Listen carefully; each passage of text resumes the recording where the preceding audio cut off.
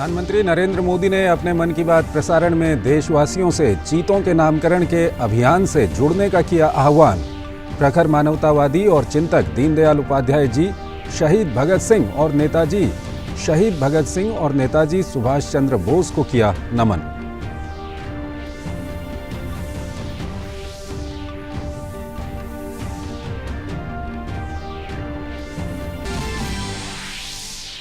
प्रधानमंत्री ने दिव्यांग जनों के लिए चलाए जा रहे कार्यक्रमों का किया उल्लेख। लोगों के सहयोग से सांकेतिक भाषा के विकास में जुड़े नए आयामों की सराहना की। योग के जरिए डाउन सिंड्रोम से पीड़ित सूरत की बालिका अन्वी के अद्भुत संघर्ष का भी किया उल्लेख।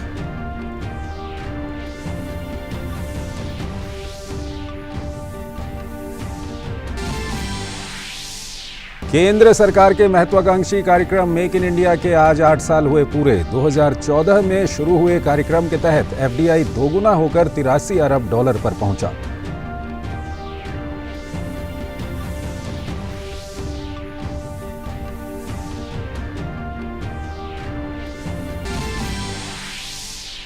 विदेश मंत्री डॉक्टर एस जयशंकर अमेरिकी वार्ताकारों के साथ द्विपक्षीय बैठकों के लिए आज से 28 सितंबर तक वॉशिंगटन डीसी का करेंगे दौरा। एंटनी ब्लिंकन और बाइडेन प्रशासन के अन्य वरिष्ठ अधिकारियों से करेंगे मुलाकात।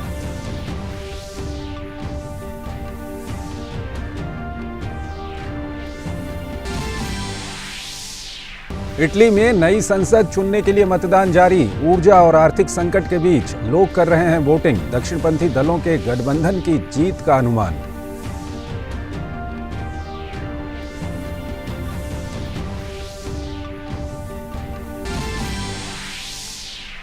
और हैदराबाद में भारत और ऑस्ट्रेलिया के बीच आज खेला जाएगा T20 क्रिकेट श्रृंखला का तीसरा और अंतिम मैच।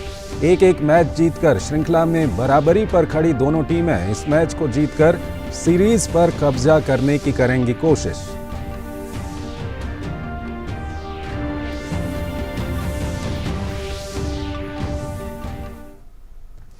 नमस्कार, डीडी न्यूज में आपका स्वागत है। मैं हूं चंद्रशेखर जोशी और आइए अब खबरें देखते हैं विस्तार से। प्रधानमंत्री नरेंद्र मोदी ने आज मासिक रेडियो कार्यक्रम मन की बात की 93वीं कड़ी में लोगों के साथ अपने विचार साझा किए।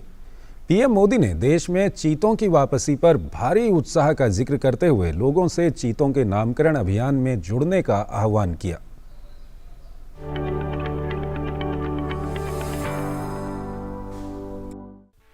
प्रधानमंत्री नरेंद्र मोदी ने हाल ही में देश में दोबारा चीतों की वापसी पर विस्तार से चर्चा की। उन्होंने कहा, देशवासियों में भारी उत्साह है और हर कोई उन्हें देखना चाहता है, लेकिन प्रधानमंत्री ने लोगों को थोड़ा धैर्य रखने की सलाह दी और देशवासियों का आह्वान किया कि चीतों के पुनर्वास के ऐतिहासिक कार्य में सहायता करने के लिए आगे आएं। साथियों, एक टास्क फोर्स बनी है। यह टास्क फोर्स चीतों की मॉनिटरिंग करेगी और ये देखेगी कि यहाँ के माहौल में वो कितने घुल मिल पाए हैं। इसी आधार पर कुछ महीने बाद कोई निर्णय लिया जाएगा और तब आप चीतों को देख पाएंगे। लेकिन तब तक मैं आप सबको कुछ कुछ काम सौंप रहा हूँ। इसके लिए माय गॉव के प्लेटफॉर्म पर एक कंपटीशन आयोजित किया जाएगा, जिसमें लोगों से मैं कुछ चीजें शेयर करने का आग्रह करता हूँ। चीतों को लेकर जो हम अभियान चला रहे हैं, आखिर उस अभियान का नाम क्या होना चाहिए? क्या हम इन सभी चीतों के नामकरण के बारे में भी सोच सकते हैं कि इनमें से हर एक को किस नाम से बुलाया जाए? वैसे ये नामकरण अगर ट्रेडिशनल हो तो काफी अच्छा रहेगा। प्रधानमंत्री ने भारत के लोगों के पारंपरिक प्रकृति प्रेम का जिक्र करते हुए कहा कि देश भर में पर्यावरण संरक्षण के भी अभिनव प्रयास हो रहे हैं, जिसमें आम जनता बढ़ चढ़कर हिस्सा ले रही है। इस संदर्भ में उन्होंने समुद्र तटों के सफाई अभियान स्वच्छ सागर सुरक्षित सागर का जिक्र किया। क्लाइमेट चेंज मरीन इकोसिस्टम के लिए बड़ा खतरा बना हुआ है, तो दूसरी ओर हमारे बीचीज पर फैली गंदगी परेशान करने वाली है। हमारी यह जिम्मेदारी बनती है कि हम इन चुनौतियों के लिए गंभीर और निरंतर प्रयास करें। यहाँ मैं देश के तटीय क्षेत्रों में कोस्टल क्लीनिंग की एक कोशिश स्वच्छ सागर सुरक्षित सागर, इसके बारे में बात करना चाहूंगा।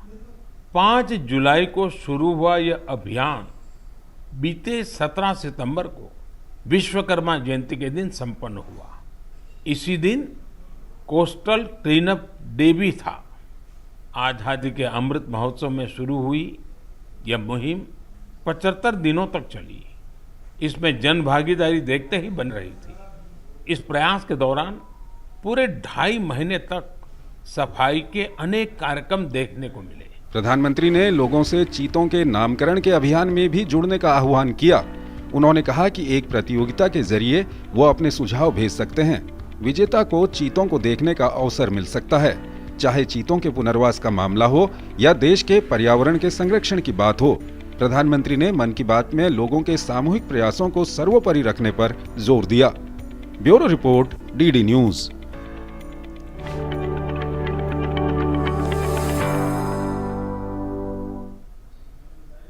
प्रधानमंत्री नरेंद्र मोदी ने मासिक रेडियो कार्यक्रम मन की बात कार्यक्रम में देश के महापुरुषों को याद करते हुए प्रखर मानवतावादी और चिंतक दीनदयाल उपाध्याय जी को नमन किया।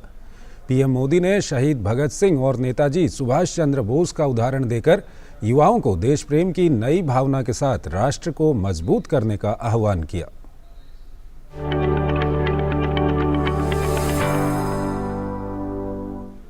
प्रधानमंत्री नरेंद्र मोदी ने देश के महापुरुषों को याद किया। उन्होंने प्रखर मानवतावादी चिंतक दीनदयाल उपाध्याय जी को श्रद्धांजलि दी, जिनकी आज जयंती है। प्रधानमंत्री ने उपाध्याय जी द्वारा दिए गए एकात्म मानवतावाद और अंत्योदय जैसे सिद्धांतों को भारत की विश्व को अनमोल भेंट बताया। दीनदयाल जी का एकात्म मानव दर्शन एक ऐसा विचार है जो विचारधारा के नाम पर द्वंद्व और दुराग्रह से मुक्ति दिलाता है। उन्होंने मानव मात्र को एक समान मानने वाले भारतीय दर्शन को फिर से दुनिया के सामने रखा। हमारे शास्त्रों में कहा गया है, आत्मवत् सर्वभूतेषु, अर्थात हम जीव मात्र को अपने समान माने, अपने जैसा व्यवहार करें। आधुनिक सामाजिक और राजनीतिक परिप्रेक्ष्य में भी भारतीय दर्शन कैसे दुनिया का मार्गदर्शन कर सकता है, ये दीनदयाल जी ने हमें सिखाया। प्रधानमंत्री ने युवाओं से अपील की कि वो देश की मौलिक चेतना को जानें, हीन भावना से मुक्त हों। उन्होंने कहा कि आजादी के अमृत महोत्सव के दौरान देश में अपने राष्ट्र नायकों की विरासत को लोगों के सामने लाने का अभिनव प्रयास किया जा रहा है, जो देशवासियों को प्रेरणा देगा। शहीदों के स्मारक, उनके नाम पर स्थानों और संस्थानों के नाम हमें कर्तव्य के लिए प्रेरणा देते हैं। अभी कुछ दिन पहले ही देश ने कर्तव्य पथ पर नेताजी सुभाष चंद्र बोस की मूर्ति की स्थापना के जरिए भी ऐसा ही एक प्रयास किया है। और अब शहीद भगत सिंह के नाम से चंडीगढ़ एयरपोर्ट का नाम इस दिशा में एक और कदम है। मैं चाहूँगा अमृत महोत्सव में हम जिस तरह स्वतंत्रता सेनानियों से जुड़े विशेष अवसरों पर सेलिब्रेट कर रहे हैं, उसी तरह 28 सितंबर को भी हर युवा कुछ नया प्रयास अवश्य करे। दीनदयाल उपाध्याय जी, शहीद भगत सिंह एवं नेताजी सुभाष चंद्र बोस के उदाहरण देकर प्रधानमंत्री ने आजादी के अमृत महोत्सव के दौरान युवाओं में देश प्रेम की नई भावना के साथ राष्ट्र को मजबूत करने का आह्वान किया। Bureau report, DD news.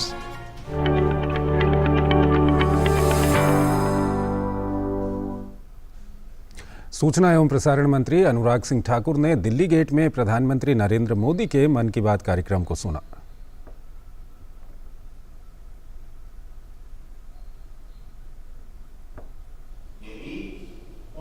हम पूरे मनोयोग से सेलिब्रेट करें, अपनी खुशियों को सबके साथ साझा करें। मेरे प्यारे देशवासियों, आगे आकर के अन्वी की इस सफलता पर ध्यान करके योग के सामर्थ्य से दुनिया को परिचित कराना चाहिए। केंद्र सरकार के महत्वाकांक्षी कार्यक्रम मेक इन इंडिया के आज 8 वर्ष पूरे हो गए हैं। प्रधानमंत्री नरेंद्र मोदी के नेतृत्व में वर्ष 2014 में मेक इन इंडिया कार्यक्रम शुरू किया गया था। इस अवधि में अभी तक वार्षिक विदेशी प्रत्यक्ष निवेश FDI दोगुना होकर $83 अरब हो गया है। सार्वजनिक खरीद मेक इन इंडिया वरीयता आदेश 2017 ने स्थानीय उद्योग को बढ़ावा दिया है। इसके अनुसार सार्वजनिक खरीद में स्वदेशी वस्तुओं कार्यों और सेवाओं को वरीयता दी जाती है। इससे देश में कारोबारी माहौल में सुधार हुआ है और लागत में कमी आई है। इस कार्यक्रम ने देश को प्रमुख वैश्विक विनिर्माण और निवेश स्थल में बदल दिया है। नई दिल्ली में अखिल भारतीय आयुर्विज्ञान संस्थान के नए निदेशक डॉक्टर एम श्रीनिवास ने पदभार ग्रहण करने के पहले ही दिन ऑनलाइन माध्यम से फाइलों पर काम करने का आदेश जारी किया। नए आदेश में अधिकारी केवल ई फाइल पर ही काम करेंगे। हालांकि गोपनीय व ऐसी फाइल जिसे ई माध्यम से तैयार नहीं किया जा सकता, उन्हें पहले की तरह ही सामान्य रूप से जमा करवाया जा सकेगा। इस फैसले के बाद एम्स के कार्य में तेजी आएगी।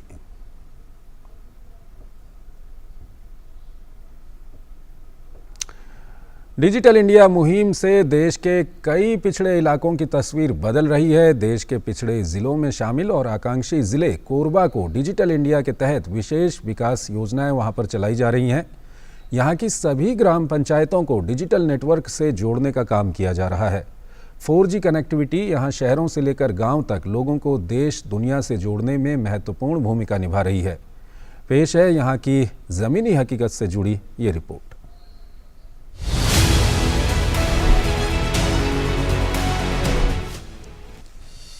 आज का युग संचार क्रांति का है।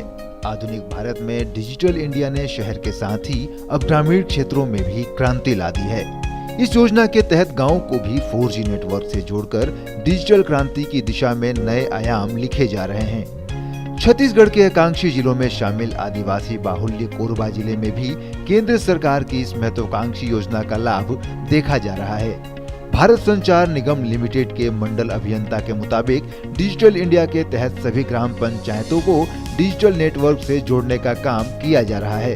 कोरबा जिले के 3 विकास खंडों की 194 ग्राम पंचायतों में BSNL की 4G सेवाएं शुरू कर दी गई हैं। भारत सरकार का महत्वपूर्ण जो महत्वाकांक्षी योजना डिजिटल इंडिया के तहत सभी ग्राम पंचायत को डिजिटल नेटवर्क से जोड़ने का जो काम चल रहा है, इसमें जो भारत संचार निगम की एक भूमिका थी कि फर्स्ट फेज़ में भारत नेट का हम लोगों को 3 ब्लॉक दिया गया था, जिसके अंतर्गत 194 ग्राम पंचायत आते हैं, जिसको पूर्ण कर लिया गया है। 4G डिजिटल नेटवर्क से जुड़ जाने से अब कोरबा जिले के शहरी क्षेत्रों के साथ ही ग्रामीण क्षेत्रों में भी स्कूल में डिजिटल क्लासरूम और ऑनलाइन शिक्षा के साथ ही स्वास्थ्य और बैंकिंग का कार्य आसानी से किया जा रहा है। डिजिटल इंडिया से एक नए भारत का निर्माण हो रहा है। विदेशों में तो डिजिटल पहले ही अपनी काफ़ी तेज़ी से आ गया था, लेकिन मोदी जी के आने के बाद 4G आने के बाद में ये काफ़ी अच्छी तीव्रता से अपना काम कर रहे हैं लोग इसमें, और इससे बहुत ज़्यादा सुविधा हुई है। अगर आप अध्ययन के क्षेत्र में देखेंगे तो स्टूडेंट्स लोगों को काफ़ी इससे सहूलियत मिल रही है। जो चीज़ भी चाहिए उनको तुरंत उसकी जानकारी और पढ़ाई हो पा रही है। पहले तो फ़ोन रहते थे और मोबाइल में भी नेटवर्क आता था, तो कहीं कहीं नेटवर्क मिलता था। आज के डेट में आप तुलबुल चले जाओ, चाहे कसरेंगा चले जाओ, चाहे कहीं गांव गंवई में चले जाओ, डिजिटल क्रांति के कारण पूरा नेटवर्क रहता है। कोविड काल में बच्चे सारी पढ़ाई इसी नेटवर्क के द्वारा ही किए हैं। केंद्र सरकार की संचार क्रांति की इस नई सोच ने छत्तीसगढ़ के गांव की दशा और दिशा दोनों को ही बदल कर रख दिया है। आकांक्षी जिले में शामिल कोरबा भले ही विकास में दूसरे जिलों से पिछड़ गया हो, लेकिन यहाँ विकास को गति देने के केंद्र सरकार के प्रयास अब रंग लाने लगे हैं। Bureau report, DD news.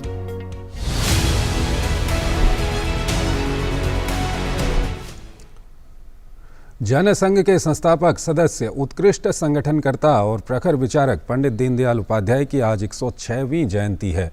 Pandit Deendayal Upadhyay का जन्म 25 सितंबर 1916 को मथुरा जिले के फरा शहर के पास चंद्रभान गांव में हुआ था, जिसे अब दीनदयाल धाम के नाम से जाना जाता है। पंडित दीनदयाल उपाध्याय को दार्शनिक और साहित्यिक कार्यों के लिए भी जाना जाता है। भारतीय राजनीति के इतिहास में प्रमुख व्यक्तित्वों में से एक पंडित दीनदयाल उपाध्याय की जयंती को हर साल अंत्योदय दिवस के तौर पर मनाया जाता है। भारतीय जनता पार्टी आज पंडित दीनदयाल उपाध्याय की जयंती पर पूरे उत्तर प्रदेश में बूथ स्तर पर कार्यक्रम आयोजित करेगी।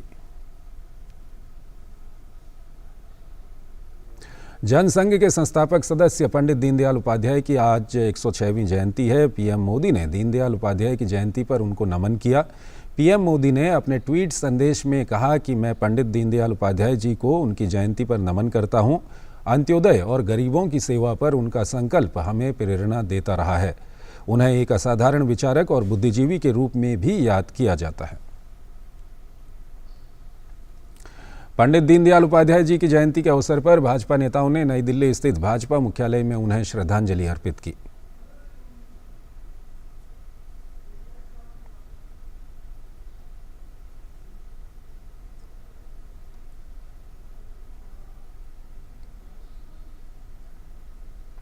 सूचना एवं प्रसारण मंत्री अनुराग सिंह ठाकुर ने जनसंघ के संस्थापक सदस्य पंडित दीनदयाल उपाध्याय की जयंती पर उन्हें नमन किया।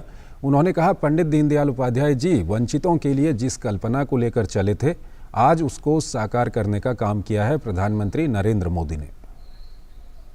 पंडित दीनदयाल जी न केवल भारतीय जनता पार्टी के लिए बल्कि भारत और पूरे विश्व में अगर देखा जाए जो उनकी सोच है अंत्योदय के लिए काम करने के लिए, उन वंचितों के लिए, पिछड़ों के लिए जिस कल्पना को लेकर वो चले थे, आज उसको साकार करने का काम किया है तो प्रधानमंत्री नरेंद्र मोदी जी ने किया है। सच्ची श्रद्धांजलि पंडित दीनदयाल उपाध्याय जी को यही है कि उनके सपने पर, उनकी सोच को लेकर भारतीय जनता पार्टी आगे बढ़ रही है और देश के जो अंत्योदय वर्ग है उसके उत्थान और विकास के लिए लगातार काम कर रही है।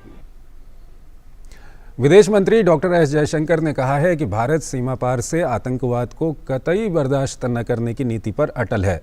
न्यूयॉर्क में संयुक्त राष्ट्र महासभा के 77वें अधिवेशन को संबोधित करते हुए उन्होंने कहा कि भारत दशकों से सीमा पार से आतंकवाद का दंश झेल रहा है। उन्होंने कहा कि कारण चाहे कोई भी हो, आतंकवाद की किसी भी गतिविधि का कोई औचित्य नहीं है। जिन देशों ने संयुक्त राष्ट्र में घोषित आतंकवादियों का बचाव किया है, उन्होंने न तो अपने हितों की रक्षा की और न ही अपनी प्रतिष्ठा बचाई। Having borne the brunt of cross-border terrorism for decades, India firmly advocates a zero-tolerance approach. In our view, there is no justification for any act of terrorism regardless of motivation, and no rhetoric, however sanctimonious, can ever cover up bloodstains. The United Nations responds to terrorism by sanctioning its perpetrators. Those who politicize the UNSC 1267 sanctions regime, sometimes even to the extent of defending proclaimed terrorists, they do so at their own peril. Believe me, they advance neither their own interests nor indeed their reputation. विदेश मंत्री doctor S Jaishankar अमेरिकी वार्ताकारों के साथ द्विपक्षीय बैठकों के लिए आज से 28 सितंबर तक वॉशिंगटन डीसी का दौरा करेंगे। एस जयशंकर एंटनी ब्लिंकन और बाइडेन प्रशासन के अन्य वरिष्ठ अधिकारियों से भी मुलाकात करेंगे। गौरतलब है कि वॉशिंगटन के एजेंडे में विज्ञान और प्रौद्योगिकी पर केंद्रित एक गोलमेज सम्मेलन भी शामिल है। इटली में आज प्रधानमंत्री पद के लिए आम चुनाव के लिए मतदान हो रहे हैं। जियोर्जिया मेलोनी और उनकी पार्टी ब्रदर्स ऑफ इटली को इस चुनाव के मुख्य दावेदारों में गिना जा रहा है। जनमत सर्वेक्षणों में इस गठबंधन को स्पष्ट बहुमत मिलने का अनुमान है। पिछले 2 महीने पहले प्रधानमंत्री मारियो द्रागी के त्यागपत्र देने के बाद नई सरकार चुनने के लिए मतदान होगा। इटली में ऊर्जा और आर्थिक संकट के बीच इस चुनाव को काफ़ी अहम माना जा रहा है। पिछले साल के मुकाबले इटली में इस समय ऊर्जा के दामों में 10% से अधिक की वृद्धि हुई है।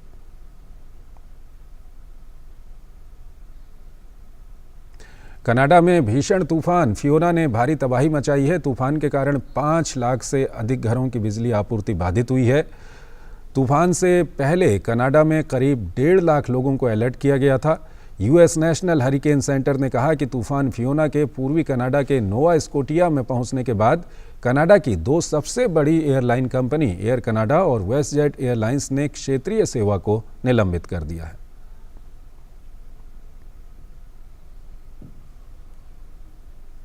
भारत और ऑस्ट्रेलिया के बीच 3 मैचों की T20 सीरीज का आखिरी और निर्णायक मुकाबला आज हैदराबाद में खेला जाएगा। ये मुकाबला शाम 7 बजे शुरू होगा। अब तक खेले गए मुकाबले में दोनों टीमें बराबरी पर हैं। मोहाली में खेला गया सीरीज का पहला मैच ऑस्ट्रेलिया ने 4 विकेट से जीता था। वहीं नागपुर में खेले गए दूसरे मुकाबले को भारत ने 6 विकेट से अपने नाम करने में सफलता हासिल की थी। आज का मुकाबला दोनों ही टीमों के लिए बेहद अहम होगा।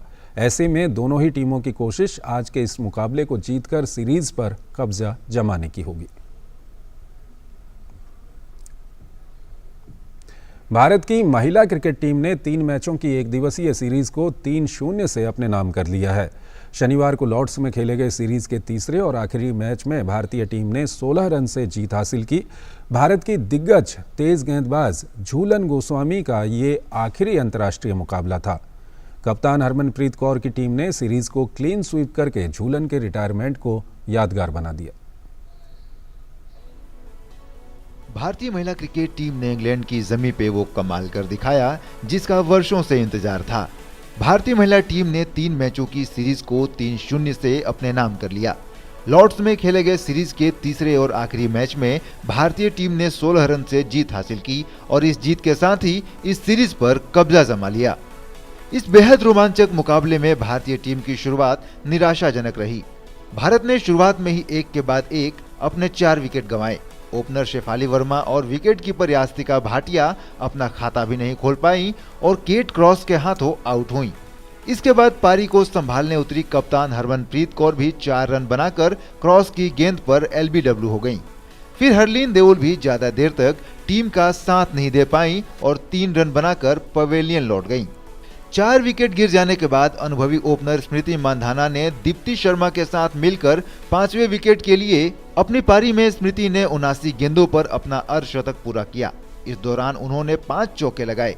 इसके बाद दीप्ति ने हेमलता के साथ मिलकर 6ठे विकेट के लिए 21 और पूजा वस्त्राकर के साथ 7वें विकेट के लिए 40 रनों की साझेदारी की। हेमलता ने अपनी पारी में 17 गेंदों पर 2 रन बनाए, जबकि पूजा वस्त्राकर ने 38 गेंदों पर 22 रन टीम के खाते में जोड़े। इसके बाद दीप्ति ने आखिरी विकेट के लिए राजेश्वरी गायकवाड़ के साथ मिलकर 18 रन जोड़े। वे 106 गेंदों पर 68 रन बनाकर नाबाद रहीं। उन्होंने अपनी पारी में 7 चौके लगाए। आखिरी की 3 बल्लेबाज झूलन, रेणुका सिंह और राजेश्वरी खाता खोले बगैर पवेलियन लौट गई। इस प्रकार भारत ने इंग्लैंड के सामने जीत के लिए 170 रन का लक्ष्य रखा। वहीं भारत द्वारा दिए गए लक्ष्य का पीछा करने उतरी इंग्लैंड महिला की टीम की शुरुआत भी खराब रही। मुकाबले के 17वें ओवर तक इंग्लैंड की टीम ने अपने 7 विकेट गंवा दिए थे। इंग्लैंड की टीम ने एक के बाद एक विकेट गंवाए और 43.3 ओवर में 153 रन बनाकर ऑल आउट हो गई और मैच गंवा दिया। भारत की दिग्गज गेंदबाज झूलन गोस्वामी का ये आखिरी अंतर्राष्ट्रीय मुकाबला था। कप्तान हरमनप्रीत कौर की टीम ने सीरीज को क्लीन स्वीप करके झूलन के रिटायरमेंट को यादगार बना दिया। अपने आखिरी मैच में झूलन गोस्वामी के प्रदर्शन की बात करें तो वे बल्लेबाजी में पहली गेंद पर खाता खोले बगैर आउट हो गईं। वहीं गेंदबाजी में उन्होंने 10वें ओवर में 30 रन देकर 2 विकेट लिए। भारतीय महिला टीम ने जिस प्रकार का फेयरवेल झूलन गोस्वामी को दिया है, निश्चित तौर पर वो हमेशा याद किया जाएगा। Sports desk, DD news. Gujarat के मुख्यमंत्री भूपेंद्र पटेल ने अहमदाबाद में रन फॉर डेवलपमेंट मैराथन में हिस्सा लिया। इस मैराथन में युवाओं और बच्चों ने भी भाग लिया।